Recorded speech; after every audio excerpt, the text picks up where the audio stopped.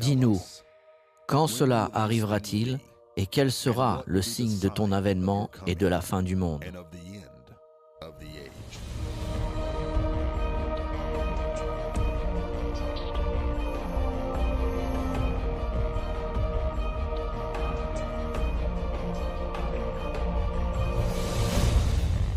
Notre sujet est Israël, l'horloge prophétique de Dieu. Croyez-le ou pas, Dieu a une horloge qui décompte le temps.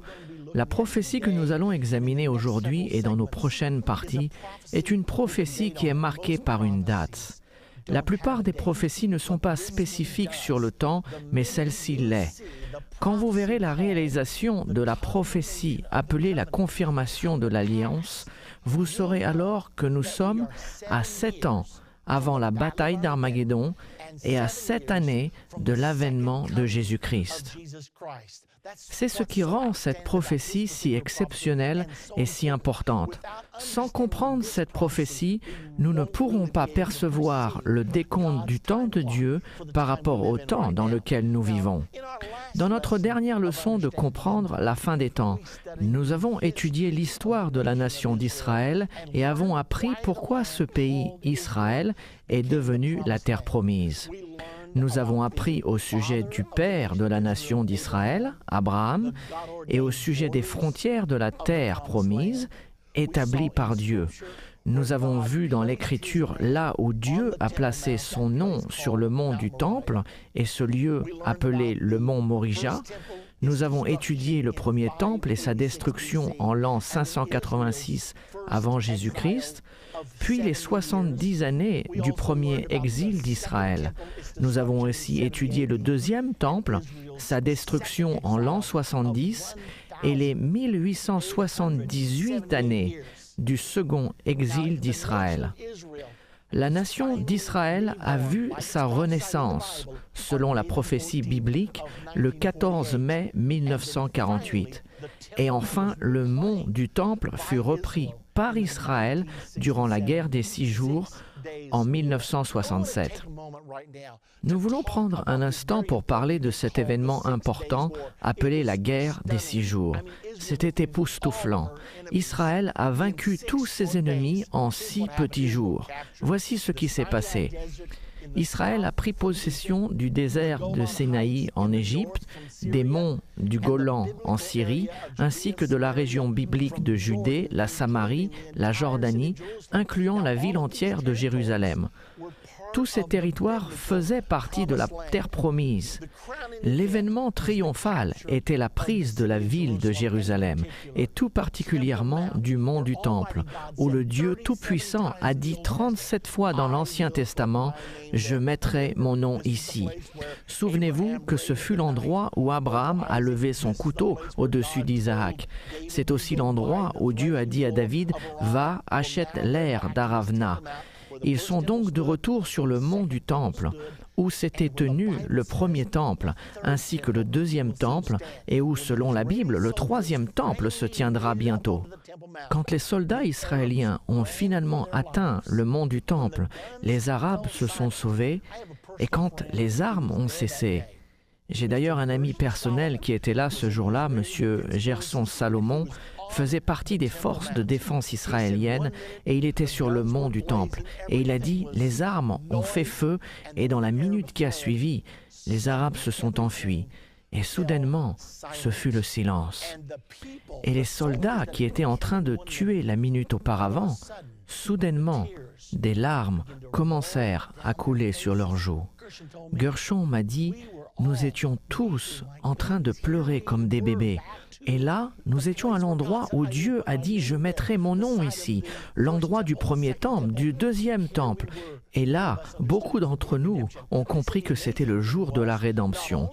Il ajouta « La chose étonnante était que non seulement ceux qui croient en Dieu et en la Bible pleuraient, mais il y avait aussi des jeunes soldats élevés dans des kibbutz à qui l'on avait enseigné le marxisme, l'athéisme, qu'il n'y a aucun Dieu, que la Bible est un mythe, et qui pleuraient. Et Gershon s'est tourné vers certains d'entre eux et leur demanda « Pourquoi pleurez-vous ? Cet endroit est sans importance pour vous. » Et leur réponse fut « Nous ne savons pas pourquoi nous pleurons. C'est plus fort que nous. Il y a quelque chose d'exceptionnel qui se passe en ce moment. » Ce fut un jour étonnant, car cela faisait partie de la réalisation de la promesse de Dieu au peuple d'Israël. Le monde a suivi cette victoire stupéfiante avec admiration. Et quand la nouvelle fit le tour du monde du temple est entre nos mains. Les rois ainsi que les présidents ont su instinctivement qu'ils étaient témoins d'un événement biblique. Une autre chose s'est produite cette nuit-là dont je dois vous parler.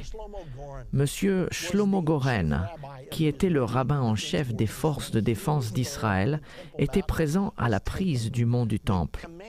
Le commandant en chef était le général Uzi. Et le rabbin Goren s'est tourné vers le général Uzi et lui a dit « Notre heure est venue. Prenons de la dynamite et faisons sauter le dôme du rocher. Faisons sauter la mosquée d'Al-Aqsa. Purgeons ce lieu saint de tout autel païen. » Et le général Uzi répondit « Assez, mon rabbin. » Mais Shlomo Goren a persisté et continua en disant « Vous entrerez dans l'histoire si vous le faites. Voici le moment de la rédemption. » Et le général Uzi lui a dit « Si vous n'arrêtez pas, je vais devoir vous mettre en prison. » Le rabbin Goren a baissé la tête et s'en est allé silencieusement. L'opportunité avait été perdue. Plusieurs personnes croyaient que si Israël avait détruit le dôme du rocher, la mosquée d'Al-Aqsa, et aussi commencé à rebâtir leur temple, que le Messie serait alors venu. Mais ce ne fut pas le cas. Israël a plutôt désobéi à Dieu. Et au lieu d'enlever les temples païens, le gouvernement israélien, croyez-le ou pas, a invité le Waqf musulman, qui est l'autorité musulmane, à revenir et placer le mont du Temple sur leur contrôle. Pourquoi ont-ils fait cela? 2 raisons. Par crainte de la communauté internationale et de ce qui aurait pu arriver s'ils avaient éliminé les lieux saints musulmans. Et deuxièmement, le plus important, le gouvernement juif, étant laïque, n'a pas voulu provoquer un réveil religieux qui aurait pu le destituer de son pouvoir et apporter un renouvellement à la nation d'Israël tel qu'il était au temps biblique. Par conséquent, ils ont invité les musulmans à revenir en leur accordant le contrôle du mont du Temple. Ils n'ont pas fait ce que Dieu leur a dit, qui était de chasser les habitants de la terre promise, mais au contraire, ils ont tenté de coexister avec eux. Maintenant, je veux que vous regardiez ce que la Bible dit sur ce qu'Israël aurait dû faire.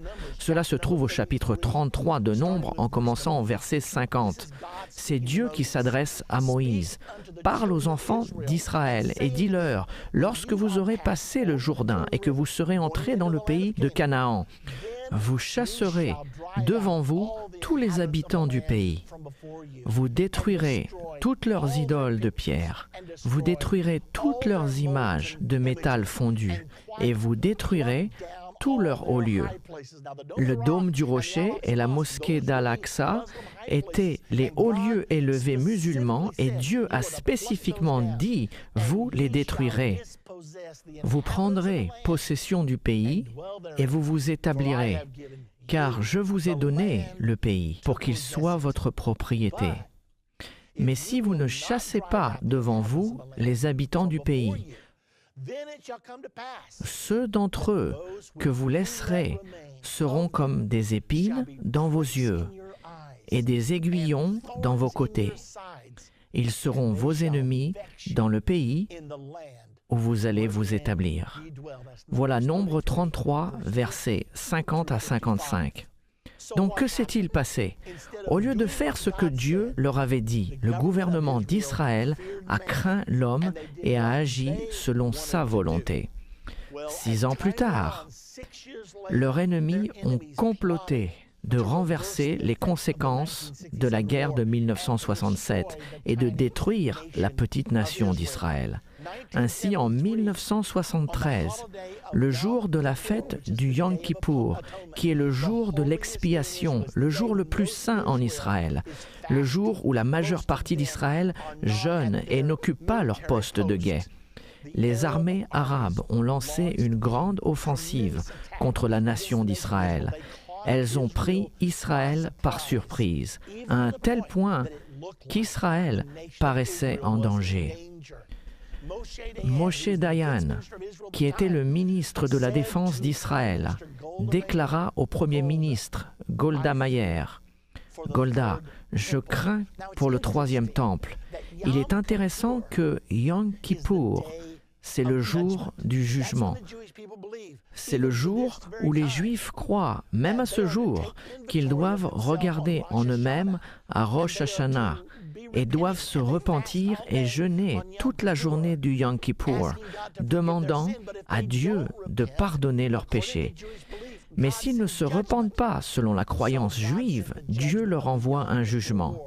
Ainsi, Dieu a envoyé le jugement de la guerre du Yom Kippour et ils ont tous failli être détruits. Cela leur est arrivé le jour du jugement, et c'était le jugement de Dieu.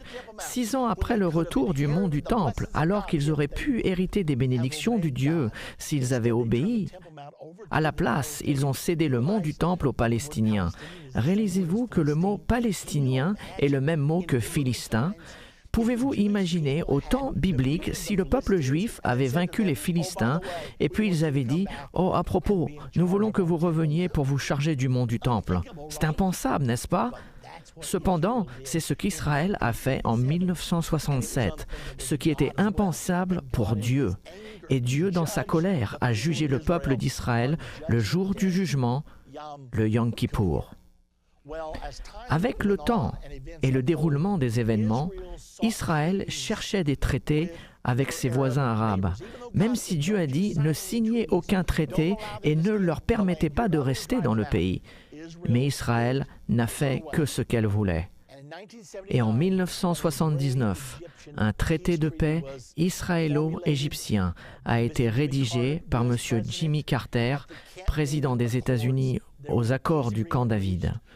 C'était un accord de paix conclu avec le président égyptien Anwar Sadat.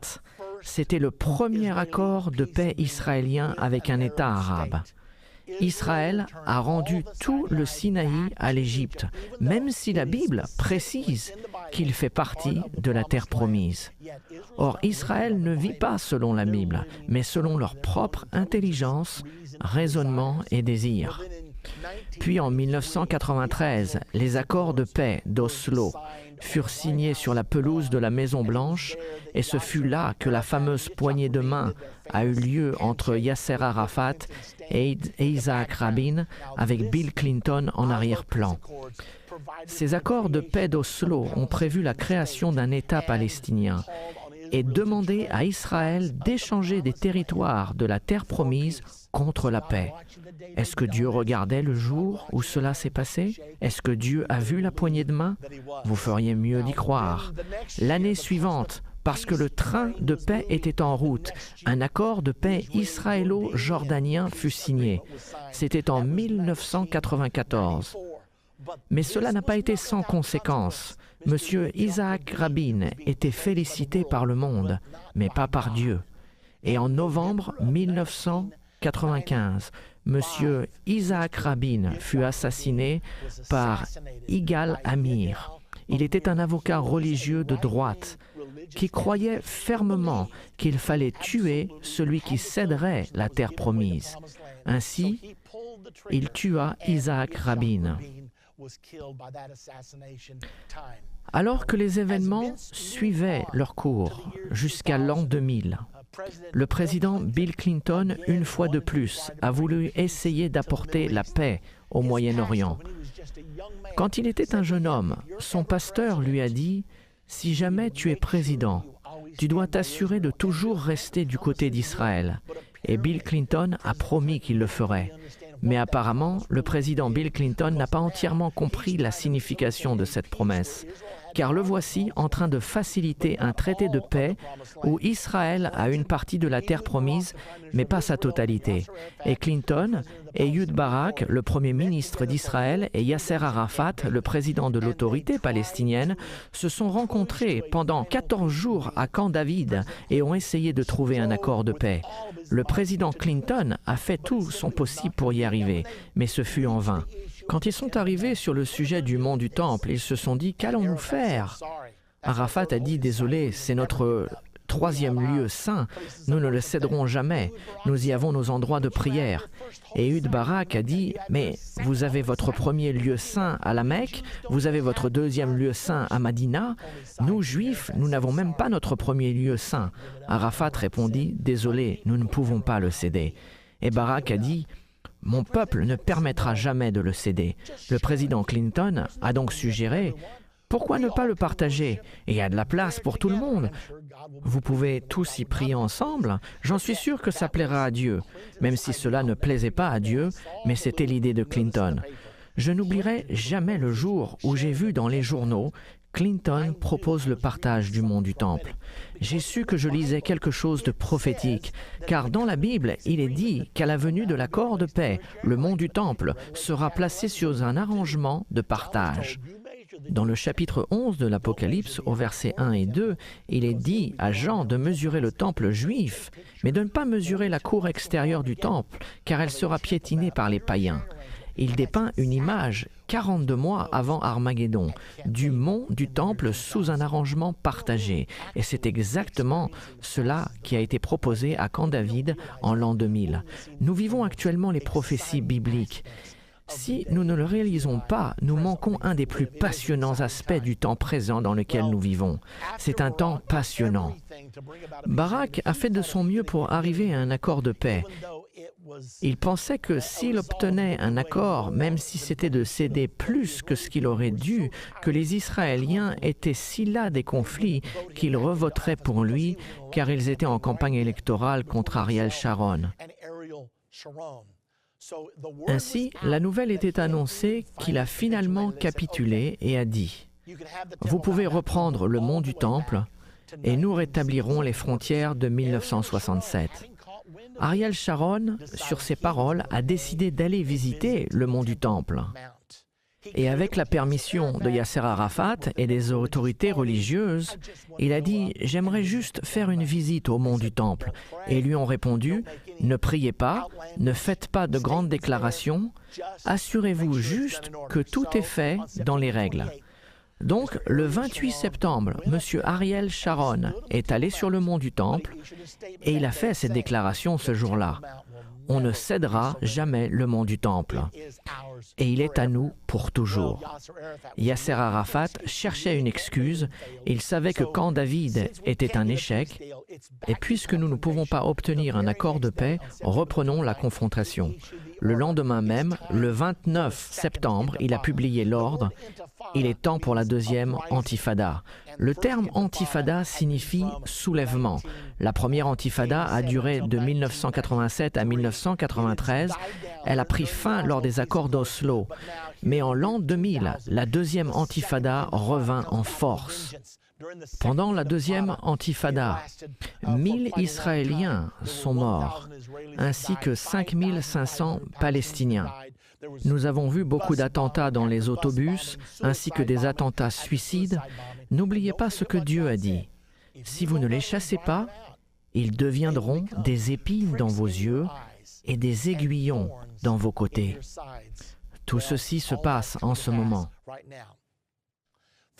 Finalement, en l'an 2002, le secrétaire d'État des États-Unis, Colin Powell, a décidé qu'Israël et les Palestiniens n'arriveraient jamais à forger une alliance de paix entre eux. Il a donc décidé de former une nouvelle alliance appelée le Quartet. Il a invité la Russie, l'Union européenne, les États-Unis et les Nations unies, les 4 puissances appelées le Quartet, pour former un accord de paix, pour dire aux Palestiniens et aux Israéliens « Il n'y a qu'un seul moyen à la paix, et le voici ». Il s'appelle la carte des routes pour la paix. Vers décembre de cette année 2002, ils ont rédigé ce document qui a été présenté aux Palestiniens et aux Israéliens au printemps 2003. Israël et les Palestiniens étaient tous deux sous une énorme pression de la communauté mondiale. Vous avez toutes les puissances du monde leur disant « voici ce que vous devez faire ».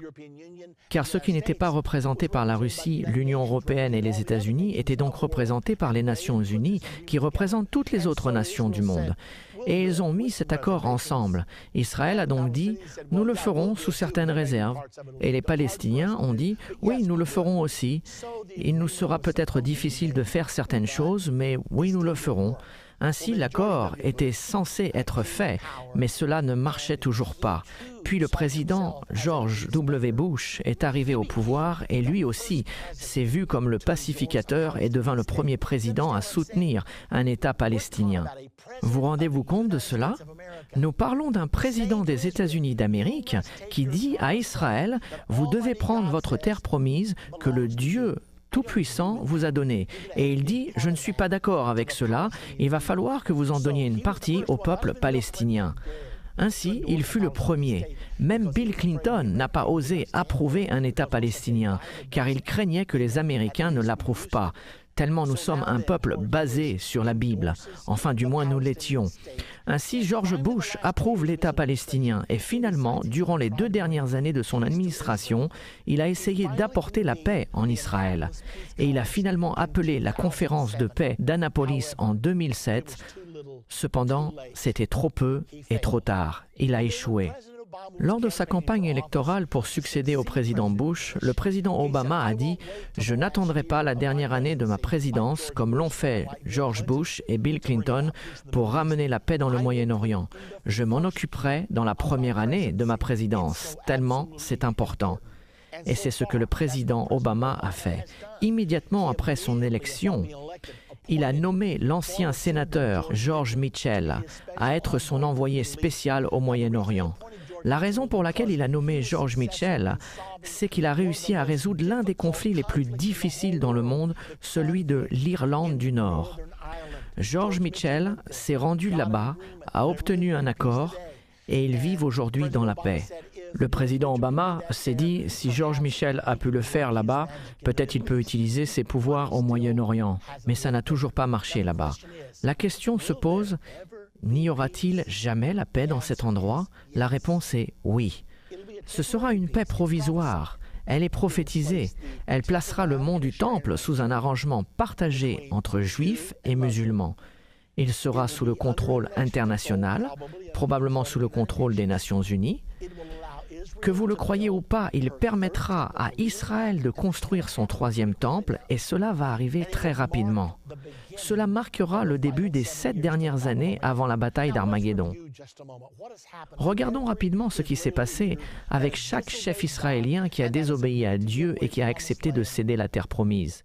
Chaque chef israélien a perdu les pouvoirs peu de temps après avoir consenti à faire cela. Énumérons-les rapidement.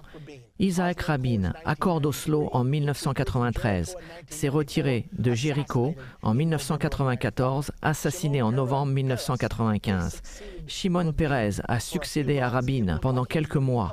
On avait l'impression qu'il allait être réélu, mais au lieu de cela, à la dernière minute, il a perdu car il continuait de céder la terre promise, même pendant son court mandat. Tout le monde savait qu'il allait accepter les conditions. Il était l'un des principaux négociateurs de l'accord d'Oslo. Il a été évincé de son poste seulement quelques mois plus tard. Benjamin Netanyahou a fait sa campagne sur la conservation du territoire d'Israël. Cependant, une fois en place, avec la pression des États-Unis, il a accepté les accords de Wind River, cédant ainsi 22% de la Cisjordanie. Peu de temps après, il ne fut pas réélu et a été remplacé par Ehud Barak. Barak a alors essayé de rétablir les frontières de 1967 et a même accepté de céder le mont du Temple, mais il fut remplacé par Ariel Sharon. Tout le monde pensa qu'Ariel Sharon ne céderait pas un centimètre. Or, il s'est retiré de Gaza en 2005 et a été la cause pour 9000 Juifs de quitter leur maison en août 2005. Plus tard dans l'année, il a subi une grave attaque cérébrale et à ce jour, il n'a toujours pas repris connaissance. Puis son successeur, Ehud Olmert, a tenté d'obtenir un accord de paix.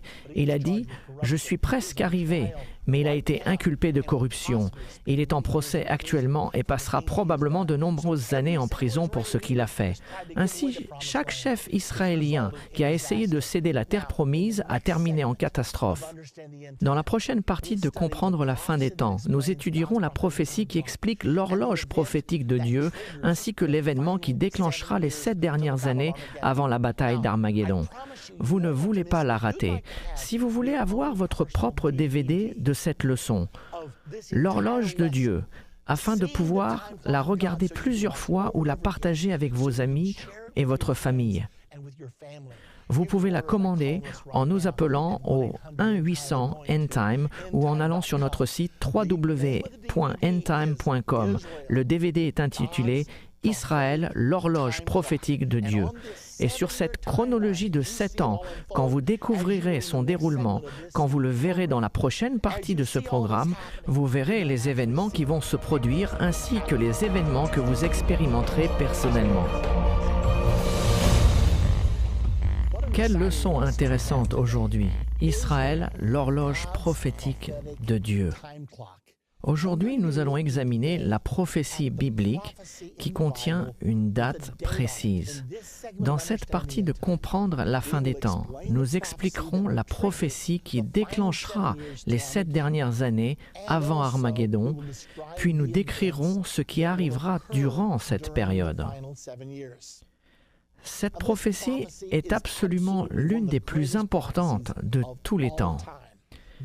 Cette prophétie a prédit quand le Messie allait venir sur la terre la première fois. Elle a prouvé l'identité du Messie, elle a prédit la crucifixion et la destruction de Jérusalem et du Temple. Elle prédit l'événement qui déclenchera les 7 dernières années avant Armageddon. Elle donne des indices sur l'identité de l'Antichrist et établit le calendrier des événements des 7 années des derniers temps. Le terrain est donc préparé pour les 7 dernières années avant Armageddon. La seule question est: quand commenceront ces 7 dernières années? J'en suis sûr que vous êtes aussi intéressés que moi. Donc, concernant l'horloge prophétique de Dieu, la Bible prophétise que la communauté mondiale et l'Antichrist concluront une alliance de paix avec Israël. L'accord placera le mont du Temple sous un arrangement partagé et permettra à Israël de bâtir le 3e temple. Jusqu'à présent, il n'y en a eu que 2. Ceci permettra la construction d'un 3e temple sur le mont du Temple très prochainement. Cet accord marquera le début des 7 années avant la bataille d'Armageddon. S'il y a un autre accord de paix qui n'inclut pas ces choses, alors ce ne sera pas celui qui marquera le début des 7 années finales. L'Antichrist participera dans cet accord important et nous ne saurons probablement pas son identité, même quand il contribuera à l'accord de paix entre Israël et les Palestiniens. Regardons maintenant sur cette prophétie. Elle s'étale sur 490 années. Elle se trouve dans Daniel 9, au verset 24 jusqu'à 27. Regardons le verset 24. 70 semaines ont été fixées sur ton peuple et sur ta ville sainte pour faire cesser les transgressions. Nous lisons cela dans Louis II. Pour mettre fin au péché, pour racheter la méchanceté, pour apporter la vertu éternelle et pour sceller la vision et la prophétie. Qu'est-ce que cela nous dit? 70 fois 7 indique une période de 70 fois 7 ans. Je ne prendrai pas le temps de le prouver maintenant, mais c'est possible de le faire. Il s'agit donc d'une période de 70 fois 7 ans, ou 7 années multipliées par 70 fois, ce qui fait 490 années. Il s'agit donc d'une prophétie de 490 années. Les 490 années commencent avec l'ordre de reconstruire Jérusalem. Nous savons que Jérusalem a été détruit en l'an 586 avant Jésus-Christ. Et cette prophétie a été donnée après cela, lorsque Daniel était en captivité à Babylone. Donc la prophétie est donnée, Jérusalem a été détruite. Cette prophétie commence avec l'ordre de rebâtir Jérusalem. Comment le savons-nous? Le verset 25 de Daniel 9 nous l'indique. Écoutez-le. Sachez-le donc et comprends, depuis le moment où la parole a annoncé que Jérusalem serait rebâtie jusqu'à loin, le Messie vient. Il y a 7 semaines et 62 semaines. Les places et les fossés seront rétablis, mais en des temps fâcheux. Donc cette prophétie est donnée en 3 parties. 7 parties de 7, ou 49 années, puis 62 fois 7, ou 434 années. Après cela, quelque chose arrive. Donc, c'est 49 années, 434 années, 7 années. Cette prophétie nous est donnée pour une totalité de 490 années, mais elle est divisée en 3 parties. La prophétie commence avec le décret de rebâtir Jérusalem. Vraisemblablement, ce décret fait référence au décret prophétisé à Cyrus, roi de Perse, qui a eu lieu vers l'an 538 avant Jésus-Christ, si nos dates sont exactes. L'histoire et les calendriers que nous avons de cette période ne sont pas très fiables. Cependant, le début de cette période de 490 années n'est pas très importante. Ce qui est important, c'est sa fin. Car c'est à ce moment-là que des événements critiques auront lieu et il nous est nécessaire de les comprendre. Donc, les 49 années et les 434 années se terminent avec le retranchement du Messie, car cela nous est dit dans le verset 26. Après les 62 semaines, nous avions les 7 semaines, la période de 7 fois 7 ans. Maintenant, après les 62 semaines, le Messie sera retranché et il n'y aura pas de successeur. Le peuple d'un chef qui viendra détruira la ville et le sanctuaire. Et sa fin arrivera comme par une inondation. Il est arrêté que les dévastations dureront jusqu'au terme de la guerre. Ceci nous indique que le peuple de ce dirigeant qui viendra, nous parlons de l'Antichrist, le peuple détruira la ville et le sanctuaire. Est-ce que cela s'est déjà passé? Absolument. En l'an 70, les Romains ont détruit Jérusalem et le Temple, les réduisant en cendres. Ce passage nous dit que le Messie viendra, puis il sera retranché et la ville de Jérusalem sera détruite. Qu'est-ce que cela nous indique? C'est une preuve absolue. Puisque nous savons que les Romains ont détruit Jérusalem en l'an 70, nous avons donc une date précise. Nous savons que le Messie devait venir et être retranché avant l'an 70. Ceci est la preuve absolue que le Messie devait venir avant que tout ceci arrive. Est-il venu? Jésus était le Messie, il est venu, il a été retranché, exactement comme l'Écriture l'a dit, et la ville de Jérusalem a été détruite par les Romains. Quand l'Antichrist viendra, il régnera sur un nouveau Saint-Empire romain. Maintenant, cela nous ramène à un point important, qui est comment expliquer l'écart. 2 événements devaient se produire après cette période de 483 années. Le Messie devait être retranché, la ville de Jérusalem et le Temple devaient être détruits. Nous savons que Jérusalem et le Temple furent détruits en l'an 70 et que Jésus-Christ a été crucifié entre l'an 26 et l'an 38. Nous ne connaissons pas la date exacte. Ce que nous apprenons, c'est qu'il y a entre 30 et 40 années qui séparent ces 2 événements. Et tous 2 doivent se passer entre les 483 années et les 7 dernières années. Nous voyons donc un écart ici. Des choses se passent pendant cet écart et c'est la raison pour laquelle la prophétie nous est donnée par segments. La prophétie n'indique pas la durée de cet écart. Cependant, nous savons aujourd'hui que cet écart est environ de 2000 ans. Nous en saurons davantage dans la suite de cette leçon. Pour l'instant, mettons de côté cet écart et regardons les 7 dernières années. Au verset 27, « Il fera une solide alliance avec plusieurs pendant 1 semaine, et durant la moitié de la semaine, il fera cesser le sacrifice et l'offrande. Le dévastateur commettra les choses les plus abominables, jusqu'à ce que la ruine et ce qui a été résolu fondent sur le dévastateur. » Qu'est-ce que tout cela signifie?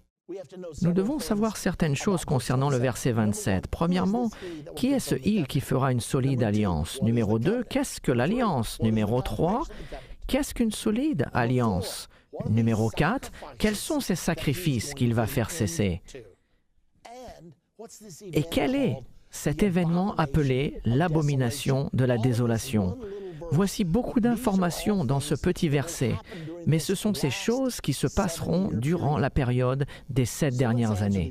Répondons donc à ces questions. Tout d'abord, qui est-il?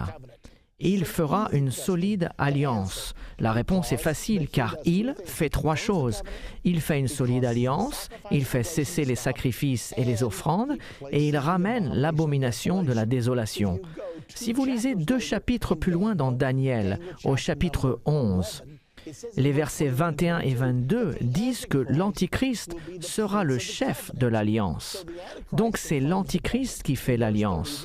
Le verset 31 dit que l'Antichrist et ses partenaires feront cesser les sacrifices et les offrandes.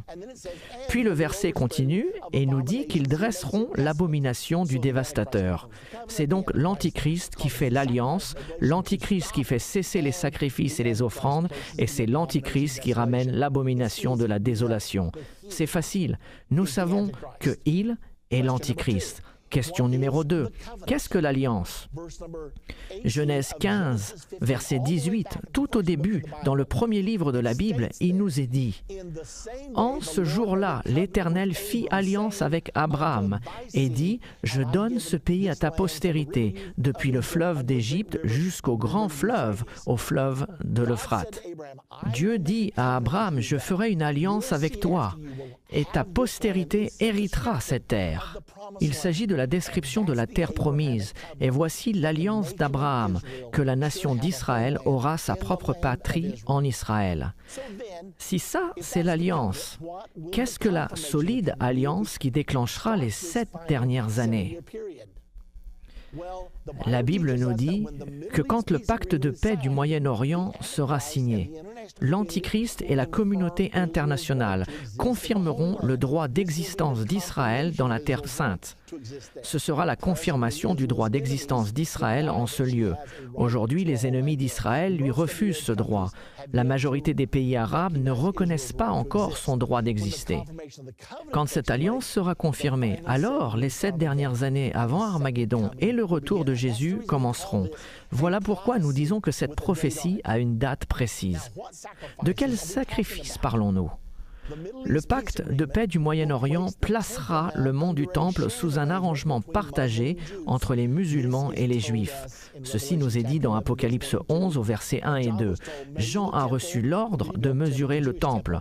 Ne mesure pas la cour extérieure, elle sera piétinée par les païens. Voici une image du mont du Temple et de l'arrangement partagé. Israël sera autorisé à construire son temple. Il est dit ici que Jean a reçu l'ordre de mesurer le temple. Il ne peut pas mesurer un temple s'il n'y en a pas. Nous verrons plus loin que l'Antichrist se tiendra dans le temple. Vous ne pouvez pas vous tenir dans un temple qui n'existe pas. Il y a donc un temple construit sur le mont du temple. Et quand le temple sera achevé, des sacrifices d'animaux seront apportés comme dans l'Ancien Testament. Ce sont ces sacrifices que l'Antichrist va cesser, probablement à cause des activistes des droits des animaux. Il les fera donc cesser. Et finalement, il nous est dit qu'il ramènera l'abomination de la désolation. L'abomination de la désolation est mentionnée plusieurs fois dans l'Écriture. Par exemple, lorsque Jésus enseigne la prophétie dans Matthieu 24 au verset 15, écoutez ce que Jésus dit. C'est pourquoi, lorsque vous verrez l'abomination de la désolation, dont a parlé le prophète Daniel, établie en un lieu saint, que celui qui lise fasse attention. Nous apprenons ici une chose importante. L'abomination de la désolation se tient dans le lieu saint. Le lieu saint se trouve dans le temple, ou au moins sur le mont du temple. Ainsi, l'abomination de la désolation sera lorsque l'Antichrist se tiendra dans le temple, déclarant qu'il est Dieu. L'apôtre Paul l'a décrit plus en détail dans 2 Thessaloniciens 2 au verset 3 et 4. Il dit que personne ne vous séduise d'aucune manière, car il faut que l'apostasie soit arrivée auparavant. et qu'on ait vu paraître l'homme impie, l'Antichrist, le fils de la perdition, l'adversaire qui s'élève au-dessus de tout, ce que l'on appelle Dieu, de ce qu'on adore. Il va jusqu'à s'asseoir dans le temple de Dieu, se proclamant lui-même Dieu. Ce jour ne viendra pas avant que le fils de la perdition soit révélé et qu'il s'assoie dans le temple de Dieu, se proclamant lui-même Dieu.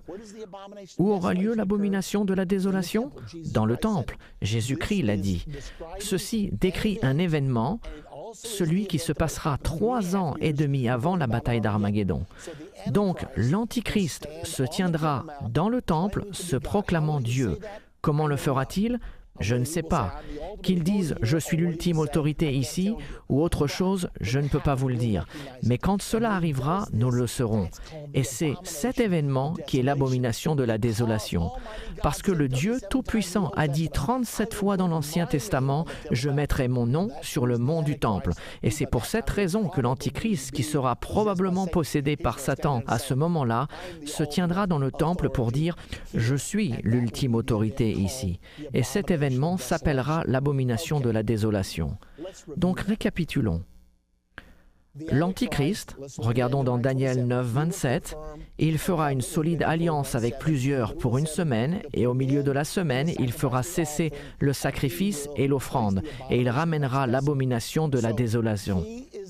Il est donc l'Antichrist. Il confirmera le droit d'existence d'Israël dans la Terre Sainte pendant 7 ans. Au milieu de cette période de 7 ans, l'Antichrist fera cesser les sacrifices et se proclamera lui-même Dieu. Voici la vue d'ensemble. Maintenant, examinons-la de plus près. 2 événements dans les 7 dernières années. Nous avons mis cela dans une chronologie pour vous donner une idée du temps, afin de vous aider à comprendre ces événements qui arrivent. Ces choses vont bientôt se dérouler devant nos yeux, dans nos journaux télévisés. Certains sont déjà en cours. Donc, les 7 dernières années commencent avec la confirmation de l'Alliance. Une fois de plus, de quoi s'agit-il?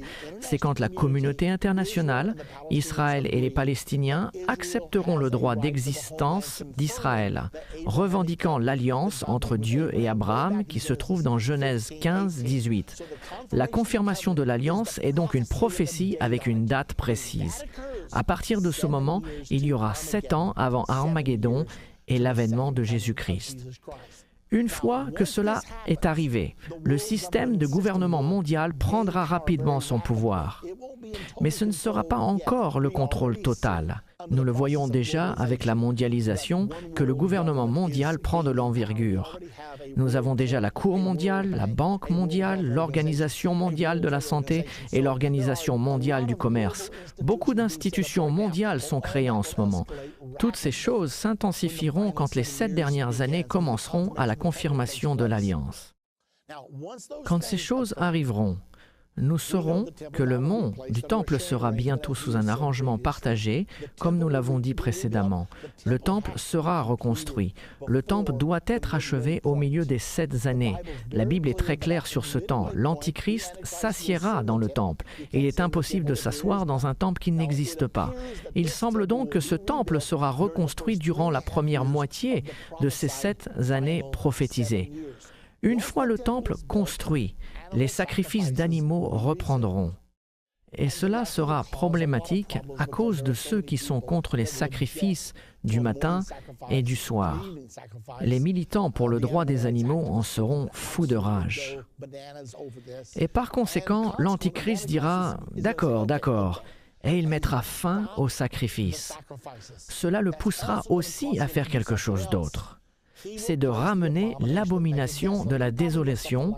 Il fera probablement quelque chose de ce genre. L'Antichrist dira peut-être « Il y a des rumeurs qui courent comme quoi je suis le Messie. J'ai apporté la paix et la sécurité à Israël. J'ai ouvert les portes pour que vous rebâtissiez votre temple. Vous pensez que c'est une chose que le Messie ferait ? On m'a interrogé « Êtes-vous le Messie ?» J'ai attendu pour vous le dire, mais voilà pourquoi nous avons arrêté les sacrifices. vous n'en avez plus besoin, je suis le Messie.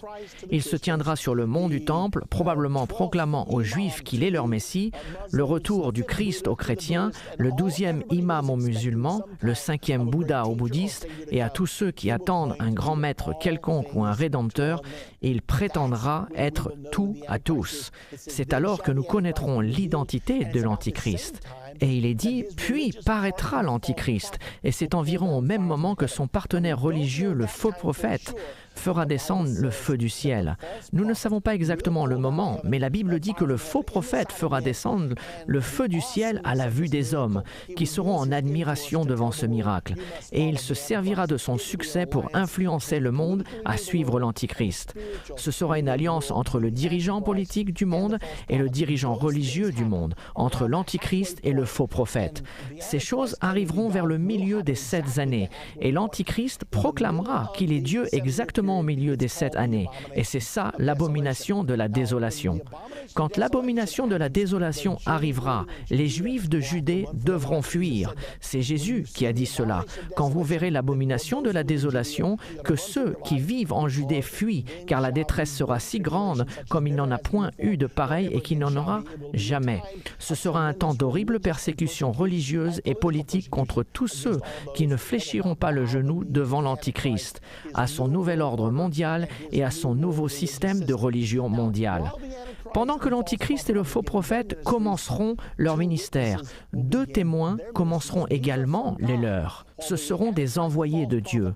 Pendant que l'Antichrist et le faux prophète prêcheront le message de Satan, les 2 témoins prêcheront ce que Dieu leur a donné de prêcher. Le résultat sera un grand réveil en Israël, surtout parmi les Juifs.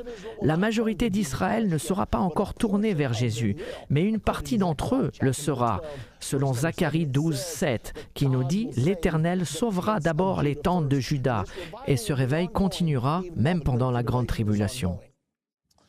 Vous pouvez voir sur notre chronologie que c'est pendant les 3 dernières années et demie que la marque de la bête sera mise en place et qu'elle deviendra plus présente durant cette dernière période de 3 ans et demi. L'Antichrist voudra contrôler chaque personne sur Terre. La Bible nous dit que pour recevoir la marque qui sera nécessaire pour participer à l'économie, il va falloir faire une chose que l'on ne devra jamais faire. C'est d'adorer l'Antichrist et prêter serment à son gouvernement mondial. La Bible nous dit que celui qui fait cela sera condamné à jamais. Donc, nous ne pouvons pas le faire. Et néanmoins, il faudra le faire afin de pouvoir participer à l'économie. C'est pour cette raison que cette période est appelée la Grande Tribulation. Une fois que nous aurons surmonté ces 3 ans et demi, nous arriverons à la fin des 7 dernières années. Et à ce moment-là, la communauté mondiale, sans aucun doute l'ONU, gardien de la paix mondiale, envahira Israël pour une raison quelconque. Serait-ce à cause du refus d'Israël de céder ses armes nucléaires? Nous ne savons pas exactement la raison. Une résolution sera prise contre Israël et la communauté mondiale envahira Israël. La Bible nous dit dans Zacharie 14:2, « Toutes les nations attaqueront Jérusalem. Ceci déclenchera la bataille d'Armageddon ainsi que la deuxième venue de Jésus-Christ. » À la seconde venue de Jésus-Christ, l'Antichrist et le faux prophète seront détruits et le gouvernement humain disparaîtra et nous couronnerons Jésus-Christ, roi des rois et seigneur des seigneurs. Nous devons donc nous poser cette question. Où en sommes-nous maintenant? Plusieurs signes montrent que les 7 années peuvent arriver rapidement. Nous savons que le traité de la paix du Moyen-Orient fera 3 choses. Il établira les frontières définitives d'Israël, il placera le mont du Temple sous un arrangement partagé et sous l'autorité internationale, et il permettra à Israël de rebâtir son 3e temple. Actuellement, le traité de paix du Moyen-Orient est une grande priorité pour la communauté internationale. Ils veulent sa réalisation. De plus, dans de récentes négociations, les négociateurs ont indiqué qu'un accord sur les frontières était possible. Toutefois, le mont du Temple est un point problématique aujourd'hui. Les 2 présidents, Clinton et Obama, ont conclu que la seule solution est de placer le mont du Temple sous un arrangement partagé, exactement comme nous le dit la Bible. De plus, les préparatifs pour la construction du Temple ont déjà commencé. Les matériaux sont prêts à cet instant même où je vous parle. Le scénario le plus probable est le suivant. La Troisième Guerre mondiale aura lieu. Nous n'avons pas encore parlé de ce sujet. Apparemment, elle arrivera juste avant le début des 7 dernières années. La Bible parle d'un conflit qui tuera un tiers de l'humanité, 2 milliards de personnes. À la suite de ce conflit, il y aura un cri sans précédent pour la paix. Il nous faut avoir la paix. Avec 2 milliards de morts, le cri pour la paix sera absolument assourdissant et provoquera la communauté mondiale, Israël et les Palestiniens à conclure ce pacte de paix prophétisé. Alors, le troisième temple sera rebâti. La ferveur religieuse provoquée par 2 milliards de morts poussera le monde à dire « Laissez-les reconstruire leur temple. Peut-être que cela nous aidera à trouver grâce aux yeux de Dieu. » Donc, regardons cette prophétie une nouvelle fois. L'horloge prophétique de Dieu, la prophétie avec une date précise. La communauté mondiale et l'Antichrist feront un pacte de paix avec Israël. Ils essayent de le faire en ce moment. Ce pacte placera le mont du Temple sous un arrangement partagé. Cela a déjà été proposé. Ce pacte permettra la reconstruction du troisième temple d'Israël sur le mont du Temple. J'étais récemment en Israël et j'ai vu la maquette. Je l'ai visitée. J'ai vu l'autel d'airain, j'ai vu la cuve, j'ai vu les chandeliers. Tout est préparé pour cet événement. Dans peu de temps commenceront les 7 dernières années. J'espère que vous êtes tous prêts pour cela. Ce sera un événement fabuleux.